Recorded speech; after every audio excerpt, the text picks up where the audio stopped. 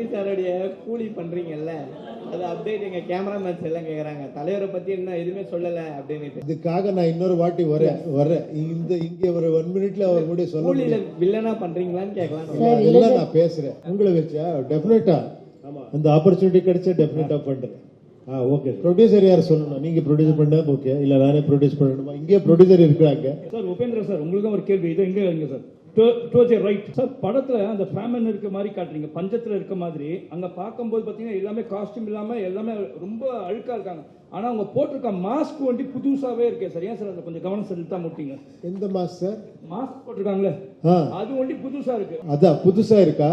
இல்ல sir, it is new.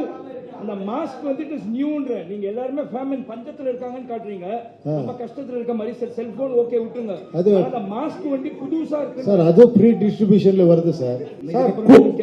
Sir கூலி பத்தி பேசணும் சார். ஆனா பாட்டு இங்க ஒரு பாட்டுல வந்து ரஜினி டிஷர்ட் போட்டிருந்தாங்க எல்லாம் அந்த சாங்ல.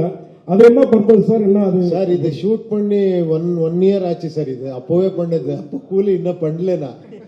இது அப்பவே பண்ண, இது ரிலீஸும் பண்ணல. அது ரிலீஸுக்கு பண்ணணும்னுட்டு அப்புறமா ஒரு பர்த்டே வந்திருக்கு இல்லையா, அதுக்காக நான் இது கொஞ்சம் ரிலீஸ் பண்ணேன். ஒரு 4 லைன்ஸ் அவ்வளவுதான்.